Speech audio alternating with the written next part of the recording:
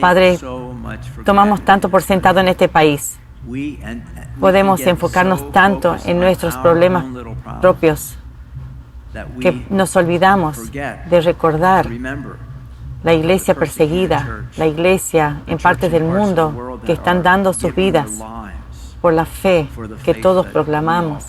Entonces oramos esta mañana que tú animes a esos santos en Afganistán. Sé que das suficiente gracia en la prueba, fue prometido. Pido, Señor, que le des la resolución y la determinación de mantenerse firme. Escóndenos del mal, que sean invisibles a aquellos que los persiguen. Y pido, Padre, que esto sea una fortaleza para la iglesia como nunca antes hemos visto.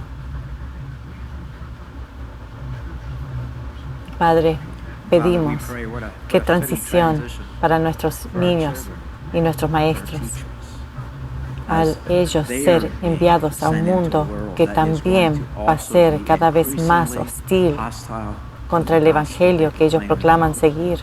Y pido, Señor, que tú los entrenes y los prepares para vivir en un mundo donde tendrán que estar solos y que puedan hacer eso mismo. Señor, bendice a los maestros y en todos esos lugares que enseñan.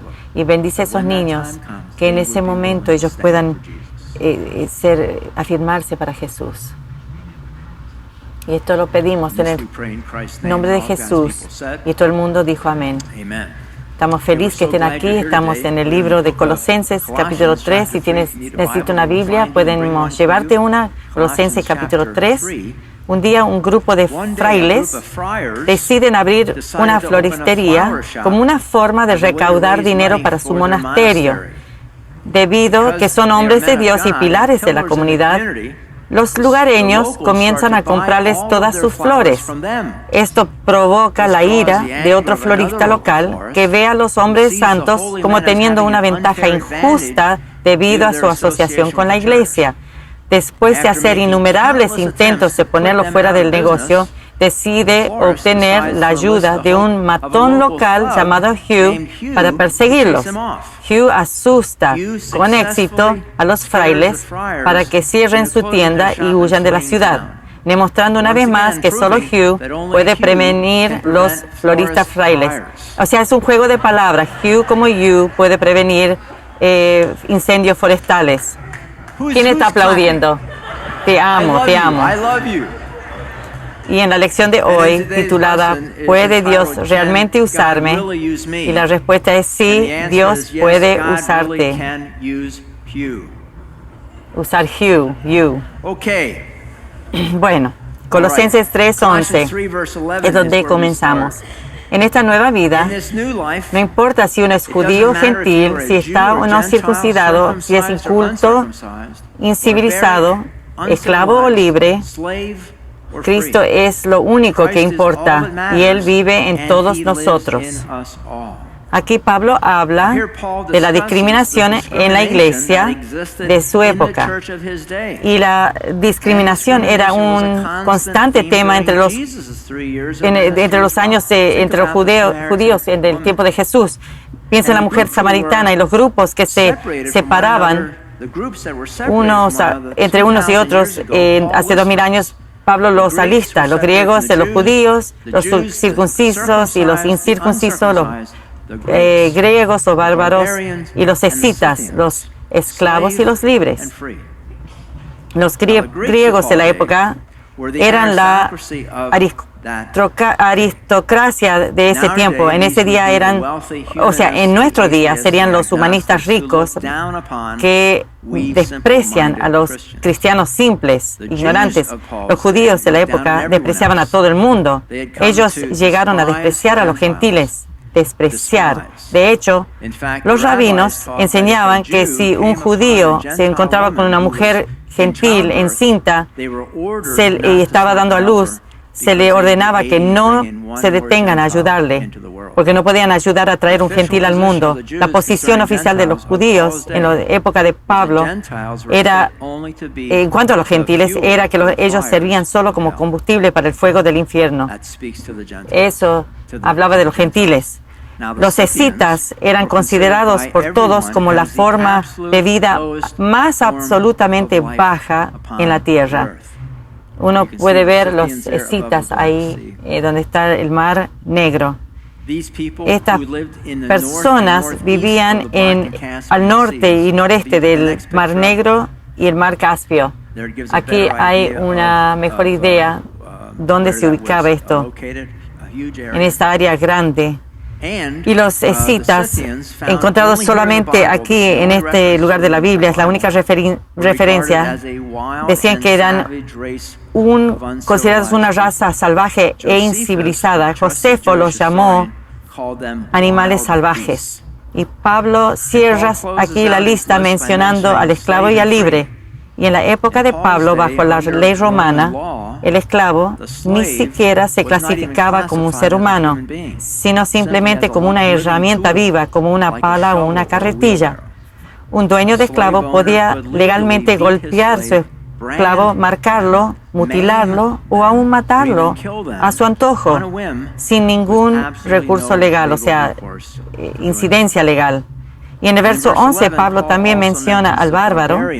En realidad era un término acuñado por los griegos altaneros, refiriéndose a cualquier grupo de gente que no hablaba su lenguaje griego. De hecho, los griegos se burlaban de los que no hablaban griego, diciendo que lo único que estas gentes simples e incivilizadas podían decir era bar. Y de ahí sale el nombre bárbaro. Bar. Me hace pensar en los franceses que alegan que su lenguaje es tan encantador y tan agraciado comparado al alemán. Ellos tienen que ver con el lenguaje y llegas al alemán y habla así. Y también es algo así, siempre hay algo.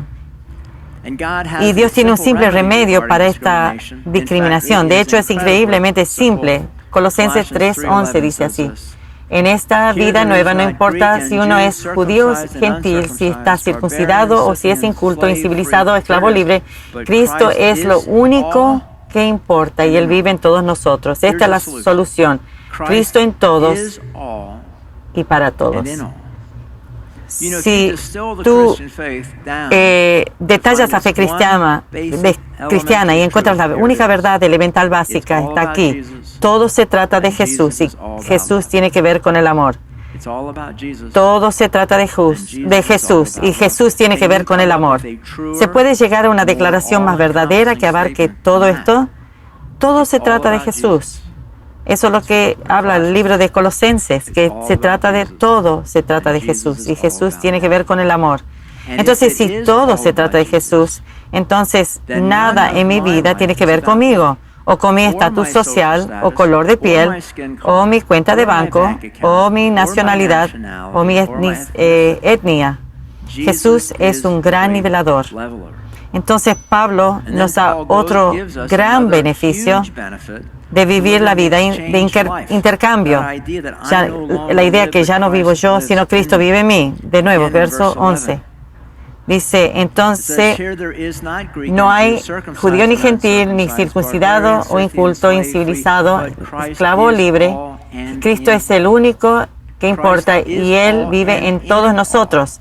Entonces, si tomas 10 cristianos de diferentes grupos étnicos, diferentes idiomas, diferentes culturas, algunos ricos, otros pobres, algunos educados, otros no, y si todos en un momento, los 10, han crucificado su carne y permiten que Cristo viva en ellos, ¿qué sucedió con esas distinciones de etnia o de clase? Desaparecen. Entonces, cuando Cristo vive en ti, no tienes que trabajar para ser inclusivo, todo inclusivo, porque ahora tienes una habitación llena con 10 seres humanos, pero Cristo viviendo en cada uno de esos cuerpos. Esa es la solución simple. Entonces, ¿cuál es la lección práctica hoy sobre la discriminación? Solo esto. Cuando ves un cartel así, O cuando la gente ofrece esta filosofía o ese eslogan o otra forma de gobierno para arreglar la discriminación, recuerda esto. Todo tiene que ver con Jesús. Y Jesús tiene que ver con el amor. Y como todo lo demás, la solución definitiva para la discriminación se encuentra en Cristo. Y se ha dicho que Cristo es la clave que abre cada puerta. Y la solución definitiva para la discriminación se encuentra en Cristo, en ti. Porque como tú sabes, Jesús ama a todos por igual. Si están en ti, va a ser lo mismo. Sigamos con el 12 al 14. Dado que Dios los obligó para que sean su pueblo santo y amado por Él, ustedes tienen que vestirse de tierna compasión, bondad, humildad, gentileza y paciencia. Sean comprensivos con las faltas de los demás y perdonen a todo el que los ofenda. Recuerden que el Señor los perdonó a ustedes, así que ustedes deben perdonar a otros. Sobre todo, vístanse de amor, lo cual nos une a todos en perfecta armonía. Una pepita de oro que recordar es que en todas las cartas de Pablo las comienza con un mínimo de la mitad de su carta que tiene que ver con temas teológicos. Una vez que trata con ellos y saca eso, se mueve a los temas prácticos de temas de la vida, la segunda parte de sus cartas. Y es el caso aquí.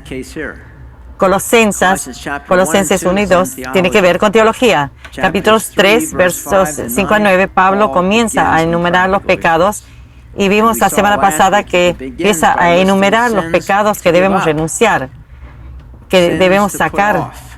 Y nuestro versículo de hoy, Pablo enumera las virtudes que hay que tomar, que hay que vestirse. Y hay una muy práctica aplicación para nosotros en esto. Por favor, no seas uno de aquellos que se enfocan en lo que uno tiene que renunciar cuando uno se hace cristiano. ¿Hay cosas a las cuales renunciamos cuando llegamos a ser cristianos? Sí, por supuesto. Cosas que debemos querer dejar porque esas cosas no nos dejan avanzar y nos aplastan. Pero más importantemente, hay tanto más que ganamos cuando llegamos a ser cristianos.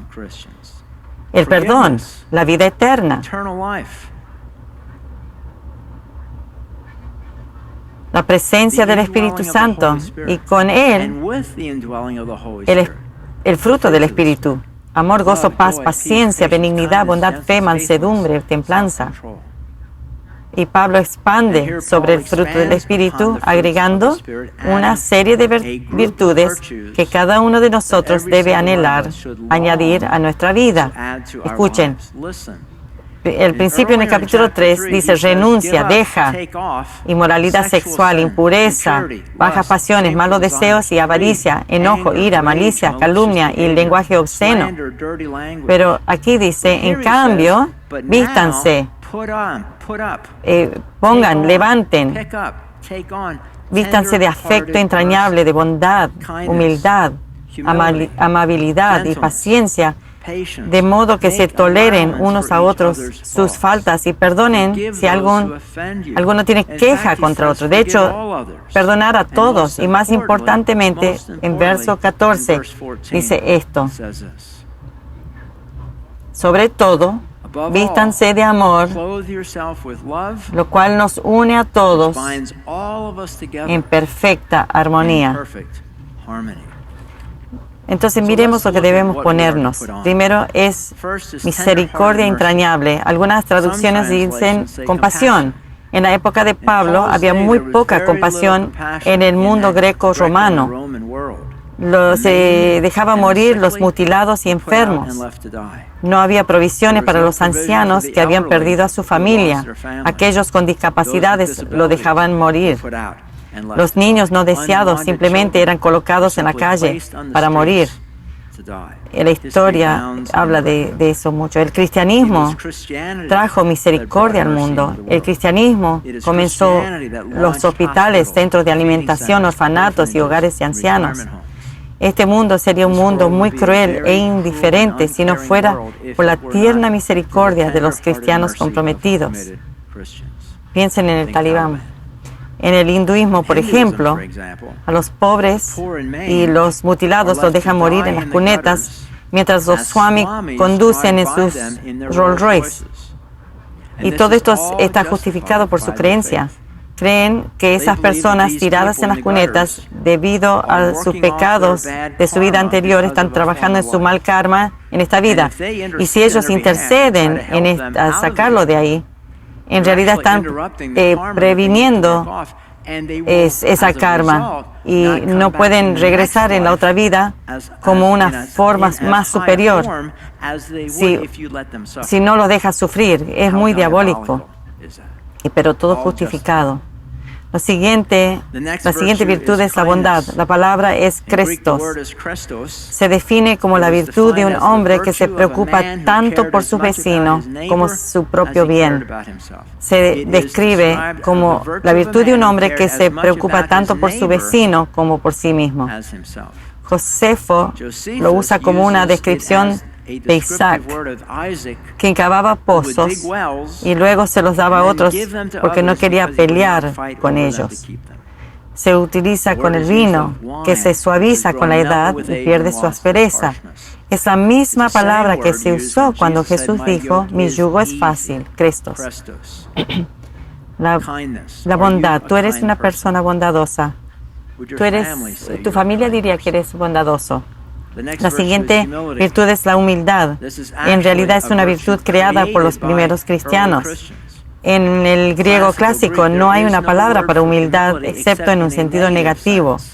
La definición que me gusta para la humildad es verme a mí mismo como Dios me ve. Verme a mí mismo como Dios me ve. Se puede decir eso de ti. Tú eres una persona humilde. La siguiente virtud es la mansedumbre. La mejor definición que he escuchado aquí es que se define a un hombre que está tan controlado por Dios.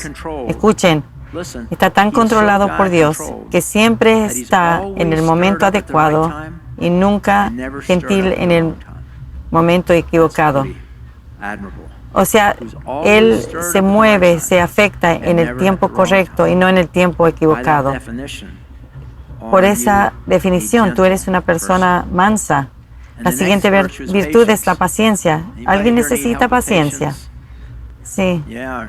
Rápido, Tom, apúrate. Y esta virtud es paciencia. Esto habla de una persona que nunca pierde la paciencia con otro. La paciencia humana es tratar a otros como Jesús nos trata a nosotros. Aquel que es paciente con nosotros y nos tolera nuestros pecados y fallas y nunca nos rechaza. Jamás se da por vencido por nosotros. ¿Se puede decir esto de ti? Tú eres paciente. Tienes longanimidad. Y verso 13 dice, de modo que se toleren unos a otros y se perdonen si alguno tiene queja contra otro. Entonces una pregunta, ¿tú toleras a otros por sus fallas, por sus pecados contra ti? Se ha dicho que nunca nos asemejamos tanto a Cristo como cuando perdonamos a otros.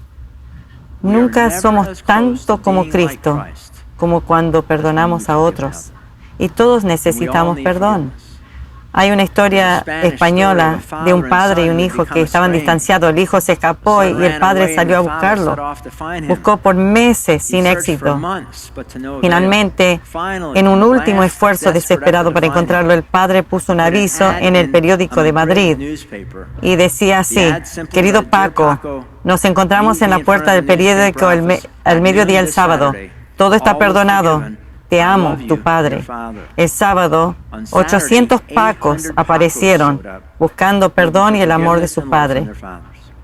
¿Es difícil creer? Me acuerdo, hace años leí un artículo que hablaban de hombres que habían perdido a su padre y decía que lo que más se lamentaban era que nunca se habían reconciliado con su padre. Hay muchos Pacos allá afuera.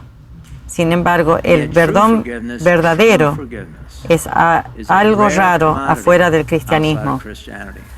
Les conté esto, me fui una vez a A&M Pizza y yo me confundo con lo que es la pizza siciliana y la neapolitana, y ordené una y me dieron el otro, y le dije a un tipo alto que estaba atendiendo y cómo se agachan para tomar tu orden, le dije, tú quieres neapolitano. Dice, lo siento. Dice, mi novia necesita que se me pida perdón. Tú no me tienes que pedir perdón. Cuando dijo eso, yo dije, bueno, el mundo, todo esto de perdonar y de pedir perdón es para las personas débiles, pero no es una persona que necesita. Margarita Lasky, una humanista y novelista secular conocida, dijo, lo que más envidio de ustedes los cristianos es su perdón. No tengo a nadie que me perdone. Escuchen, lo que más envidio de ustedes los cristianos es su perdón. No tengo a nadie que me perdone. Piensa en eso cuando estás testificando.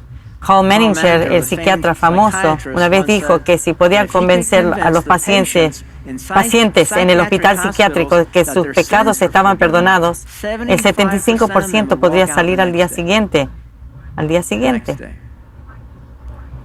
La semana que viene miraremos el perdón. Y amigos, mi propia experiencia ha sido que en tratar el bagaje de las personas, su dolor continuo y heridas del pasado, 90% se centra en el perdón. El 90%. No quieres perder la semana que viene. También hablaremos de cómo tolerar y aún amar a la gente difícil. No mires a tu lado porque puede estar a tu lado. Vamos a hablar de eso la semana que viene. Me gustaría cerrar hoy viendo este versículo y considerando esta pregunta, verso 12. Dado que Dios los eligió para que sean su pueblo santo y amado por Él, ustedes tienen que vestirse de tierna compasión, bondad, humildad, gentileza y paciencia. Y la pregunta es, ¿puede Dios realmente usarme si simplemente me visto de ternura, misericordia, bondad, humildad, mansedumbre y paciencia? Dios puede realmente usarme si simplemente me visto de ternura, misericordia, bondad, humildad, mansedumbre y paciencia. Matt quiere pasar adelante. Earl McPherson se lo conoce como Mac. Si ustedes lo conocen a Mac. Y lo que quiero que hagan es escuchar el increíble impacto que una mujer desconocida e irreconocible, mujer anciana, tuvo para él, que cambió su vida cuando él tenía como 10 a 14 años. Esta es una mujer que expresó amor en solo 4 palabras, que el Espíritu Santo usó para cambiar la vida de Mac para siempre. La historia es la aplicación del verso 14. Verso 14. Sobre todo vístanse de amor, lo cual nos une a todos en perfecta armonía. Y el verso 17. Y todo lo que hagan o digan, háganlo como representantes del Señor Jesús y den gracias a Dios Padre por medio de Él. Todos digan, hola Mac. Estás entre amigos. Mac, tú naciste y te criaste en San José, California. Y tus padres fueron a la iglesia. Sí. Pero tú fuiste impactado por un evento que se llevó a cabo en un lugar de trabajo cuando eras joven. ¿Puedes contar un poco eso? ¿Qué era el trabajo? Bueno, como mencionaste, tenía como 16 años y en ese tiempo, en el verano, los chicos salían. No te sentabas o jugar en los juegos, sino que buscabas trabajo. Entonces, yo y un amigo fuimos a trabajar en un lugar donde envasaban cosas. Entonces, teníamos... Era mucho trabajo, teníamos que cargar cajas pesadas en una cinta y era trabajo duro. a los 16 años no eres tan paciente y no ves la hora de salir de ahí, pero quieres el dinero, entonces trabajamos solo para el verano, solo el verano. Entonces, ¿qué sucedió en ese lugar que tenía tanto impacto? Entonces, teníamos, era el tiempo de almuerzo. Personas que estaban en el mostrador y ibas ahí y uno le pedía qué es lo que uno quería, como una cafetería. Y yo fui y un amigo mío, juntos estamos codeándonos y riéndonos. Y me pongo adelante de una persona y me voy a esta persona, una persona mayor, una mujer, y digo, era una mujer blanca, y la única razón que digo eso es para describirla. Podía decir una mujer negra, pero es una mujer blanca. Y yo me puse delante de ella y yo me acostumbro a pararme delante de las personas y llego a ella y me miró y me dijo,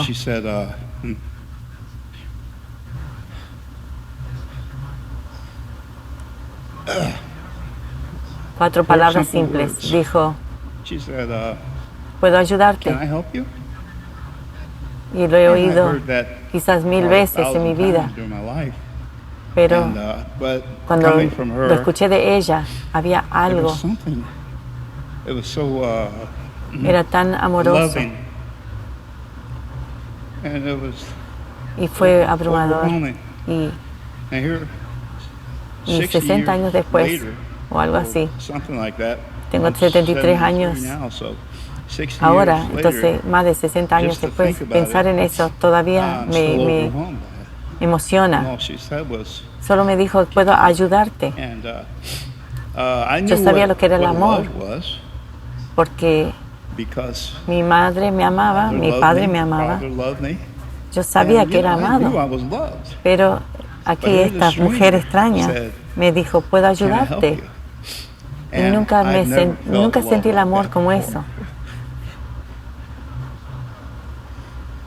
Y era, me detuvo ahí donde estaba. Y después de 60 años más, pensar en eso nada más, me emociono. El amor es tan poderoso que yo sabía que no tenía que ver conmigo. Este testimonio no es de mí. El único rol que yo jugué aquí era que yo era un testigo. Yo soy un testigo del amor. Soy un testigo de más grande amor que yo sentí. Soy testigo de eso y estoy aquí para hacerles saber a todos que este amor existe. Mac, cuando hablamos hace un mes, tú dijiste que tú fuiste a la iglesia y habías oído del amor de Dios y sabías del amor de Dios. Pero fui a la iglesia y había escuchado del amor de Dios. Pero escuché de diferentes personas de autoridad en la iglesia, ministros, y ellos me contaban del amor de Dios, pero nunca, hasta que tú lo sientas por ti mismo, tú no tienes idea, qué maravilloso y poderoso. Y este es un vistazo de las cosas que vienen. Tenemos algo que nos espera maravilloso, porque fue solo una interacción pequeña con esta mujer. No puedo imaginarme estar en ese amor, tipo de amor, de cerca de Dios. Este era Dios a través de alguien, pero imagínate No sé cómo podría aguantarlo. No sé si este cuerpo lo podía. Tú expresas emoción en esta historia. ¿Tú lloras fácilmente? No. Odio llorar. Y odio hacerlo delante de las personas. Se hace ver bien a Jesús, pero no puedo. Si tú hubieras experimentado este tipo de amor, tú también llorarías. Porque no puedes hacer nada por ello. No puedo. 60 años después, no puedo más que llorar. Cuando nos conocimos con Mac, creo que me dijiste, solo lloré 2 veces como adulto. Una vez cuando perdí a mi padre, mi abuela, la amaba tanto a mi abuela. Las abuelas son muy especiales, los abuelos son muy especiales, especialmente cuando estás creciendo. Amas al papá y la mamá, pero abuelos toman más tiempo por ti. Yo me imagino mi madre que me decían cómo era su madre, era tan fuerte con ellos como niños, pero ella no era fuerte conmigo, yo era su nieto. Le demos gracias a Mac por compartir esta historia. Gracias.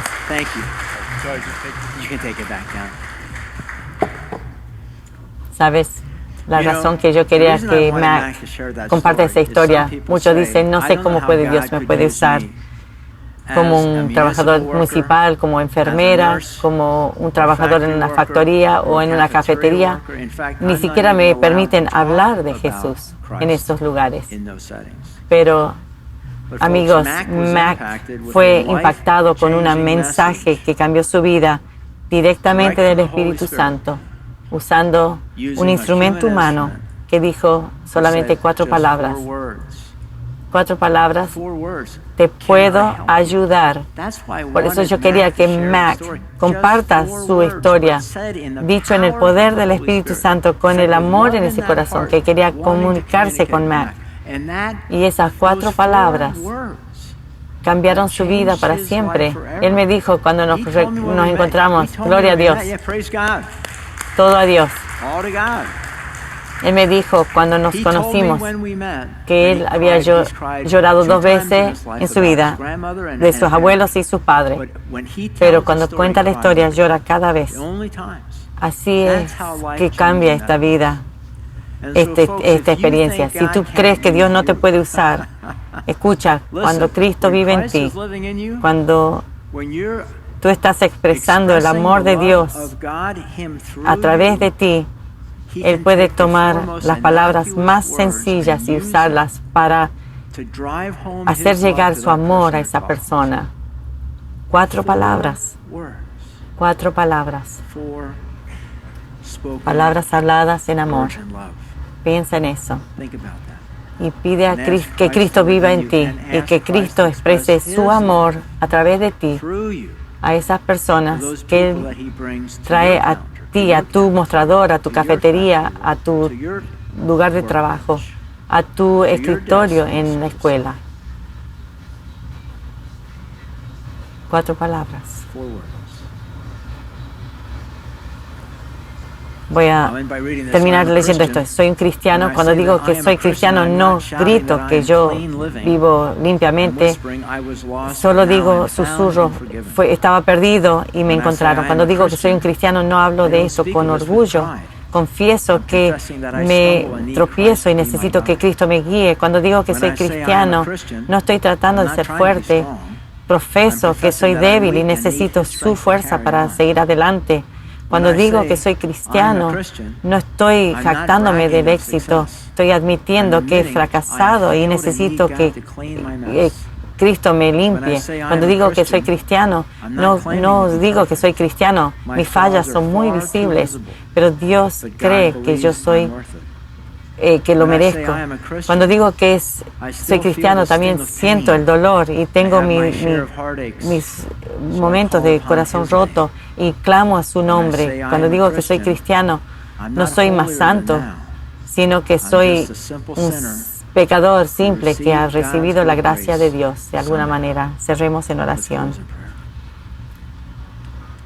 Padre, no solo puedes tú usarnos, tú quieres usarnos. Y algunas personas dicen, no tengo el don de evangelismo, no puedo hablar de Jesús. Esta mujer solo dijo 4 palabras, puedo ayudarte. Padre, yo pido que saquemos el enfoque, lo que creemos que no podemos hacer. Y recordemos lo que nos ha impactado en nuestra vida. Es el amor, es siempre amor que nos impacta. Es amor que va a impactar a otros. Y Señor, no queremos que ellos sientan nuestro amor, sino queremos que sientan tu amor a través de nosotros, que tú le das, que sean acercados a ti y no a nosotros. Entonces, Padre, pido que nos des en cualquier lugar que estemos una conciencia de nuevo de cómo puedes usar cada uno de nosotros para expresar tu amor a aquellos que están a nuestro alrededor. Puedes estar aquí esta mañana y no has aceptado a Cristo como tu Salvador y no sabes ese amor todavía. Si tú quieres entrar a ese mundo, a esa relación, que Él quiere estar contigo, haz esta oración. Padre Dios, te pido que me perdones mis muchos pecados y recibo a Jesucristo como mi Salvador personal y Señor. Te doy gracias, Jesús, por morir en esa cruz para que mis pecados sean perdonados, para que yo pueda un día venir y vivir contigo en el cielo por siempre. Gracias, Jesús. Ahora, Señor, ayúdame a vivir una vida que te honra, una vida que refleja el amor de Jesús en donde quiera que vaya. Y esto lo pedimos en nombre de Cristo Jesús, y todo el pueblo dijo, amén. Amen. Would you please stand for the closing song, and may God bless each and every one.